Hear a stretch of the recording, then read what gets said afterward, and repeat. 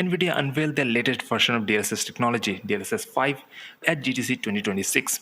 Now, DLSS has always been an upscaling technology, where the game is actually rendered at a lower resolution and the image is then upscaled to a higher target resolution using machine learning algorithm, thus reducing the burden on the GPU and enabling it to deliver higher performance.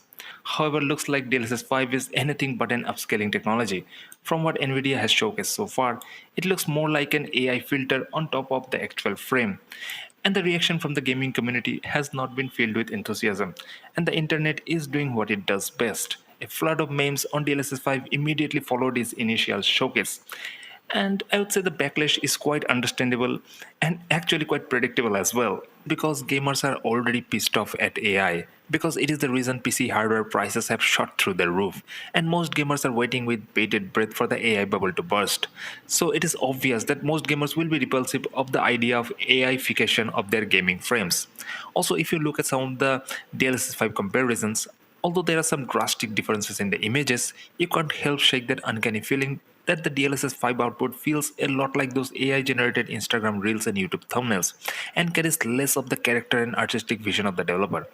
Now, video games are art forms where the developer expresses his or her vision through the game. Art is a celebration of human efforts and skill, and how the artist expresses his or her vision through the art. It is not about achieving mathematical perfection. What we enjoy is when we connect with the artist's vision and understand that vision. Sometimes the execution may not be perfect, but we still enjoy the art. That's what art is. I'm not saying DLSS is completely changing the art form, at least not yet. However, it surely looks like a step in that direction, because it is tampering with the artist's vision and presenting us with an image what the AI thinks is best for us, not the developer. It may look photorealistic, but that's not the point. Imagine a song composed by an AI app, where you type in the prompt and the app creates a song in the voice of your favorite singer. The song may be perfect, the music, the scale, pitch, rhythm, everything perfect. Would you prefer that song over the original words of your favorite singer? Would you consider an AI image generation app instead of the works of a painter or an artist like, say, Leonardo da Vinci or Michelangelo if AI gets that good? Of course, you will be curious at first, but the curiosity would be to see the technical achievement. But I highly doubt it would satisfy your craving for the art itself, because as I already said, we enjoy art because we want to witness human efforts and skills, and how human beings reshape the boundaries of their own limitations. And believe it or not, we may not even realize while playing a game, but that's what's going on at a subconscious level in our minds most of the times. That's why gamers immediately felt uncanny while watching DLSS 5 showcase, resulting in the huge backlash. Whereas those in the corpo suits feel like it's the next Mozart or something. Reacting to the backlash, Nvidia CEO Jensen Huang said that the gamers are wrong to be criticizing DLSS 5 and that it is not an AI post-processing of the frame. However, when YouTuber Daniel Owen investigated regarding what DLSS 5 takes as an input, guess what Nvidia confirmed? NVIDIA said that DLSS 5 only takes a rendered frame and its motion vectors as an input and basically enhances it by running the image frame through an AI image filter and displaying the output. But in doing so, DLSS 5 is changing certain aspects of the image, which provides emotional context to the scene, like applying makeup on a character. Although the context and the situation of the scene makes the makeup a little bit odd. There is a reason the developer decided that she should look the way she did and not all dolled up with makeup, because the developer, who is a human being, understands the emotional context of the scene. However, AI will generate the most photorealistic and glamorous looking image possible. You should definitely check out Daniel's video, which I will link in the description below. DLSS 5 seems to be taking gaming in a direction where the graphics will be photorealistic, perfect, and pristine, but will be void of most of the feelings and emotions which the developer originally intended to communicate. At least from what I've seen so far, that seems to be the case.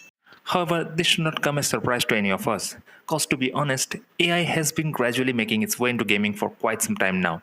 You see, when upscaling technology was first introduced, whether it be DLSS, FSR, or XeSS, they were supposed to be features that extends the life of an aging GPU. However, with time we have seen DLSS evolve into something more than simple upscaling. When the RTX 40 series was launched, we also saw the introduction of frame generation as a part of the DLSS package.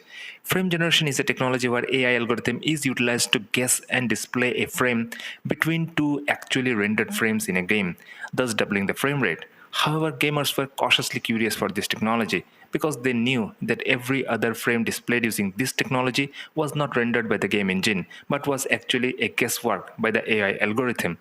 Then came the RTX 50 series GPUs, which saw the introduction of multi-frame generation, where up to 5 frames between two actually rendered frames could be guessed by AI. It may be close to what an actual frame rendered by the engine would look like, but deep inside our minds, most gamers were sensing that the AI needle was starting to poke its way into the path of our artistic enjoyment.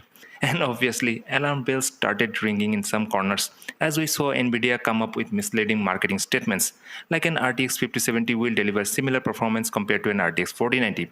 With the Blackwell family RTX 5070, 4090 performance at 549. All thanks to frame generation. They did, however, forget to mention that last bit.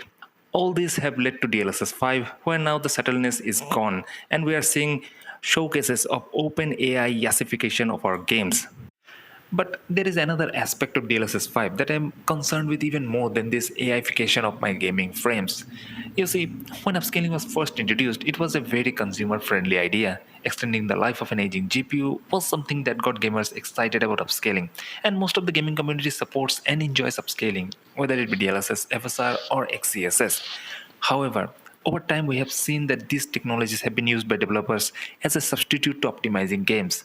We have seen numerous titles being dropped in an undercooked and broken state, and the only solution provided by developers at launch is to use upscaling and frame generation to get a playable experience, even using modern hardware. For corporate bosses, the game being developed is sometimes just another product to be completed within a set deadline. And in their push for meeting deadlines, force the use of these technologies to cut development time and ship the product as fast as possible, even if the product required a bit more time in the oven. Now, obviously, I'm not against businesses trying to make money. In fact, I do understand that many great titles came out just because corporates had the money to bring together talented developers and equip them with the latest hardware and technology. However, what I'm against is when these technologies are used as a shortcut to cut down development time and optimizing games becomes optional. Game development companies always have two options: either optimize the game so that it can run well in a wide range of hardware and further extend that range by using technologies like DLSS, FSR, or XeSS, or they can cut that optimization time and try and ship the game as soon as possible and make use of upscalers and frame generation technologies even on latest generation of hardware just to make the game achieve playable frame rates with a decent enough graphical presentation. Now, this approach absolutely beats the purpose for which these features were initially developed.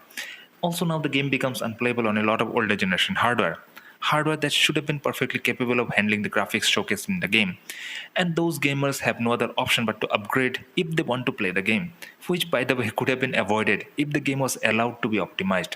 So, ironically, the technologies that were launched as consumer friendly features suddenly became the very reason why consumer friendliness gets thrown out of the window for corporate profit. And this brings me to my greatest fear with DLSS 5. Just imagine, if DLSS 5 can do what it is showcased to do, then maybe someday developers will be forced to compromise in implementing better lighting, or maybe even compromise creating decent character models just to save development time and leave the job to DLSS 5 to fill in the blanks. I know it may not sound that plausible at the moment, but from what I've seen so far, the thought is not that far fetched either. Do let me know in the comments how far AI should be allowed in gaming and game development. So that's it for this video. Thanks for watching. If you liked it, do leave a like and maybe consider subscribing. See you in the next one.